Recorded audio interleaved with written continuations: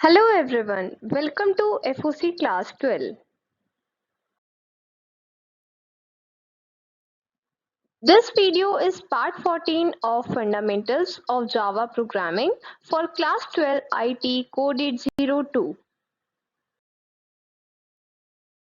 So students, in our last class we were discussing about constructors. We had done a brief introduction about constructors, and in today's class we will be completing this topic. So let's start. First of all, let us recall that what is a constructor.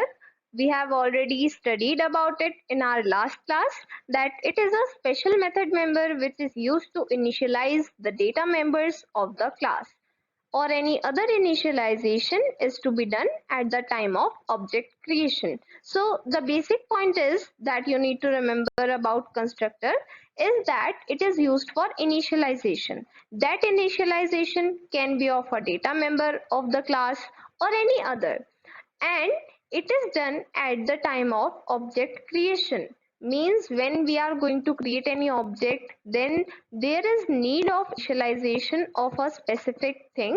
So if that initialization is not done by the user, so in that case constructor method is helpful. So that is why we use constructor. So now let us return back to our example where we are going to define a construct for the book class. So first of all, here what we have to do, we have to create this class which is named as book. So for this you have to create a Java class file and you have to name it as book. After it, we will be defining the constructor for it. While creating constructor, we have to keep two important points in our mind. First is it takes parameters corresponding to each data member. And the second point is it uses the parameters to initialize the data members. Means that there are two things, mainly two things, parameters and data members. So parameters are taken from the parameters list. But which kind of parameter?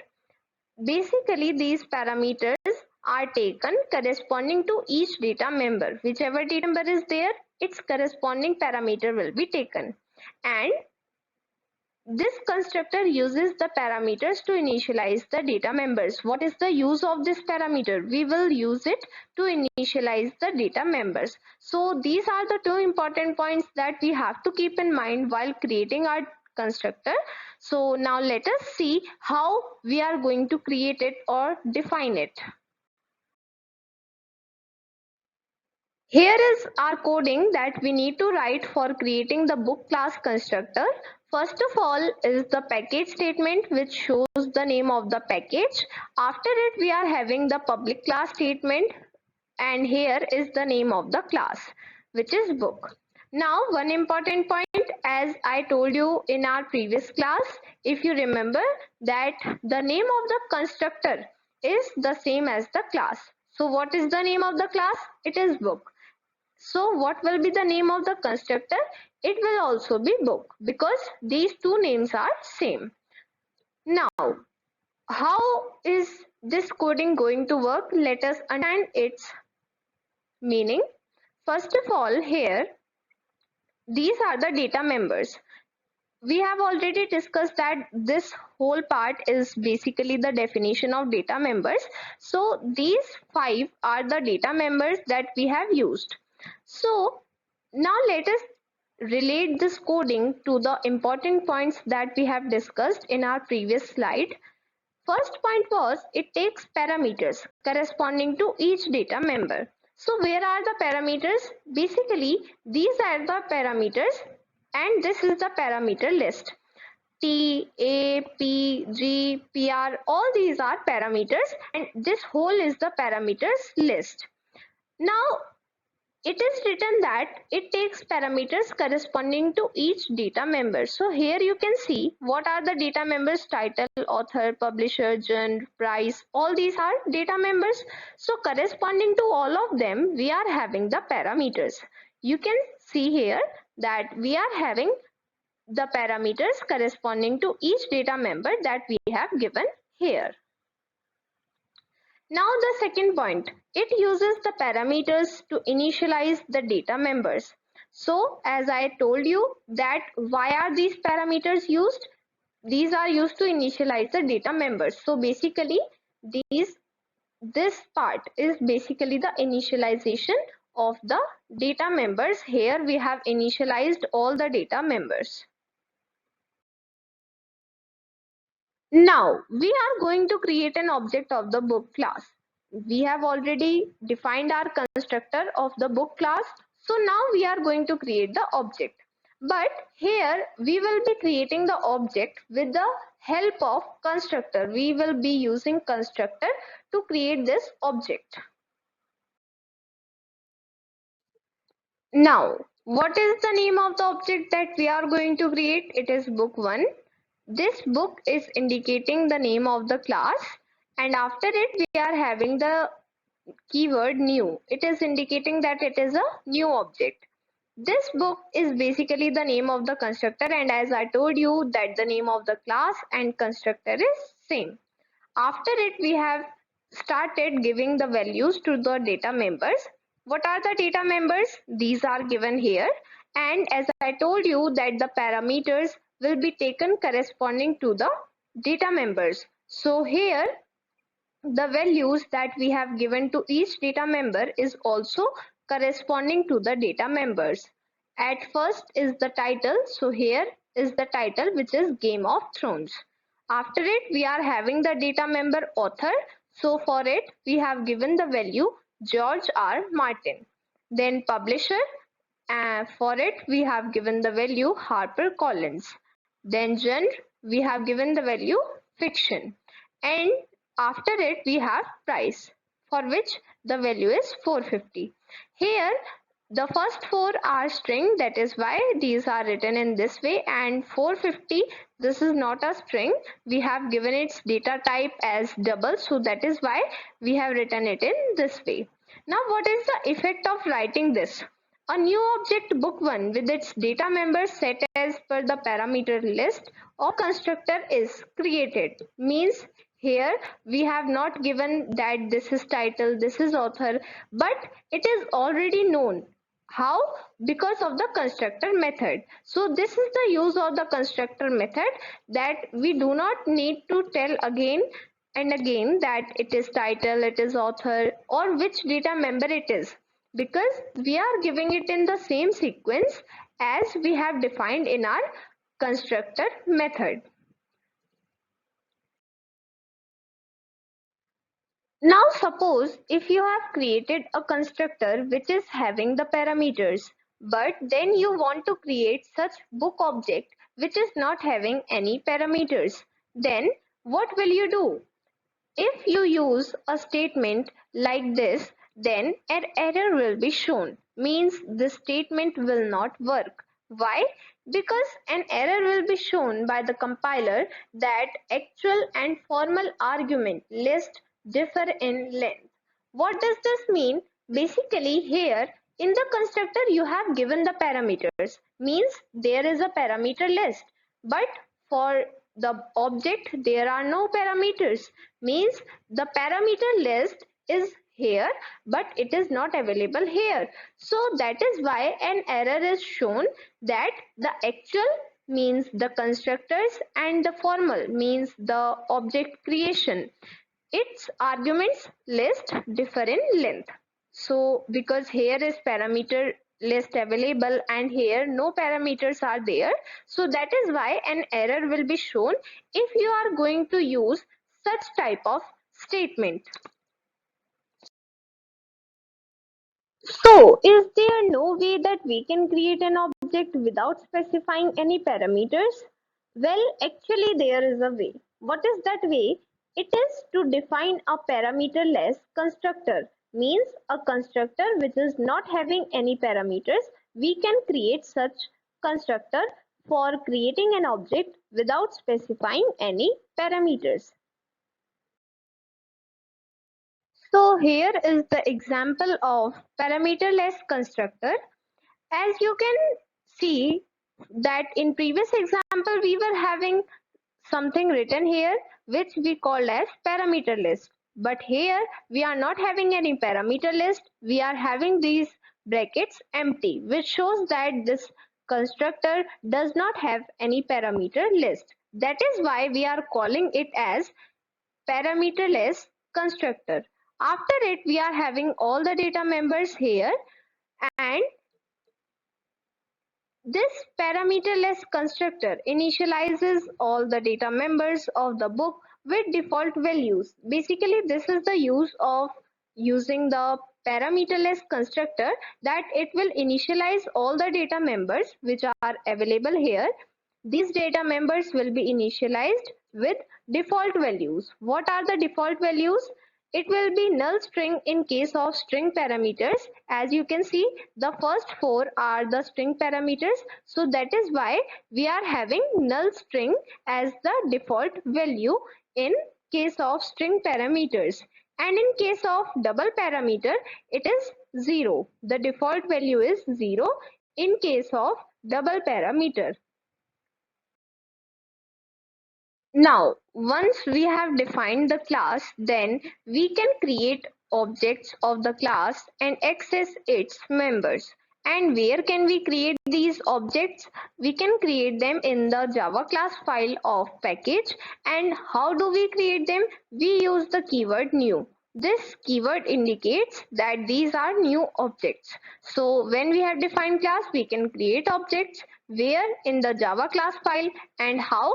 Using the keyword new. And also we can access the data members and method members of the class. So now we are going to create a book object. So first of all, we will create a new Java class file called booktest.java. This will be the name of another class that we are going to create. The book class we have already created, and now we are going to create another class which is named as book test. So then in the main method of the book test class, we create a book object. So here you can see this is the main method of the book test class, and here we are going to create the book object with the help of this statement which we have written here. With the help of this statement, we have created a new book object in the package or in the Java class file of our package. Now, data members and method members of an object are accessed using the dot operator. As I told you that when we have created an object, then we can access its members. So how do we access them? We use the dot operator. So when you write the name of the object and then you put a dot after it, then you can see that there will be a list displayed after you.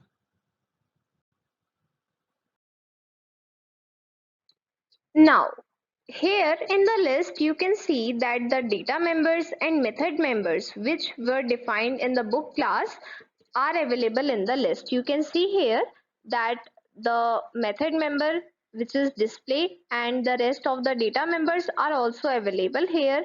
And also there are some methods which you did not define in the book class.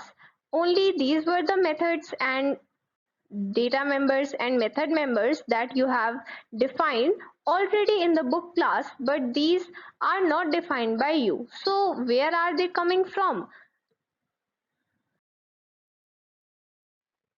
So basically all Java classes inherit from the base class object. Means, as you can recall the concept of inheritance and polymorphism which we have already studied. If you are unfamiliar with these concepts, please go and study. I have given the link because these concepts are very important if you are studying about Java. So whenever we are talking about the Java classes, then they are inherited from the base class object. This is a base class which is named as object, and all the Java classes are inherited from it. So whichever extra methods you can see here, these all are available to all the Java classes because of the base class object. Objects of class book can invoke the method member defined in the class. Invoke, as I have already told you, it means call.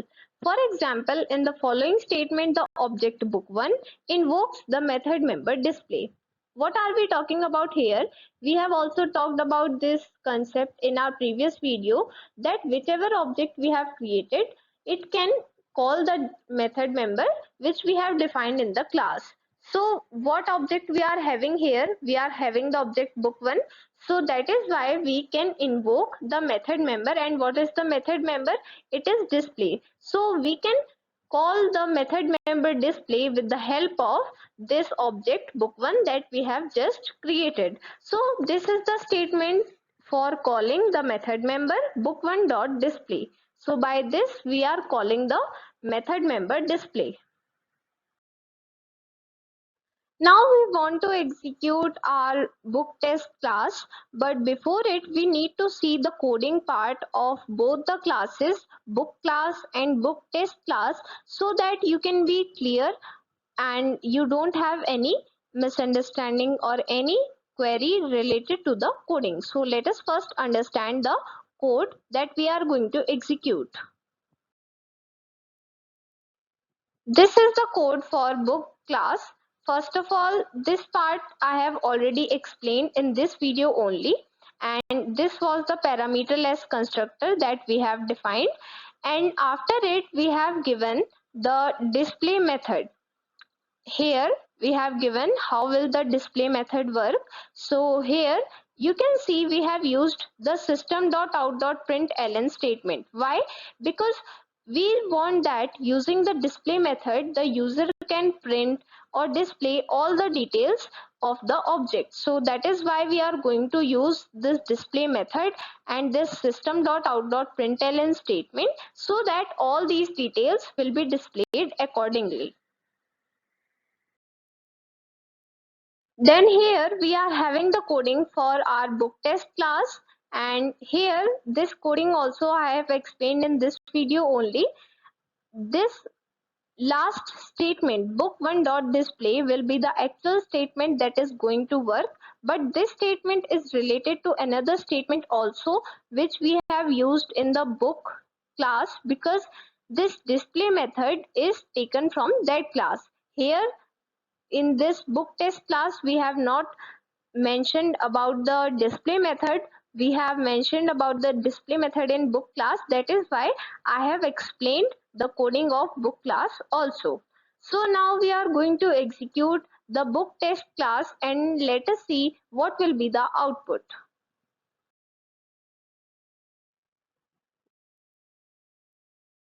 So students, here is the output, and you can see the details of object book1 are displayed here.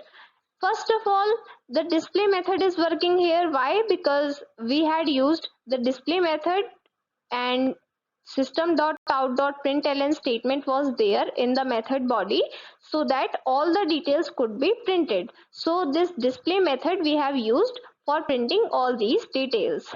Also, only the details of book 1 object are printed. Why? It is because we have invoked this display method using book 1, means we had written book1 dot display. If we had used some other object like book 2, book 3, book 4 or any other object which we had given in our class, so its details would be displayed. So what I basically mean is that whichever object is going to call the method, its details or its data members will be displayed or used by the method member. So this was all about constructors. With this, we finished the topic constructor, and I hope that this topic is clear to you. So thank you students, that was all for today. I hope everything is clear to you. If you still have any doubt regarding any topic, you can message me on Telegram app or in the comment box. We'll meet you soon in the next video. Till then, bye bye.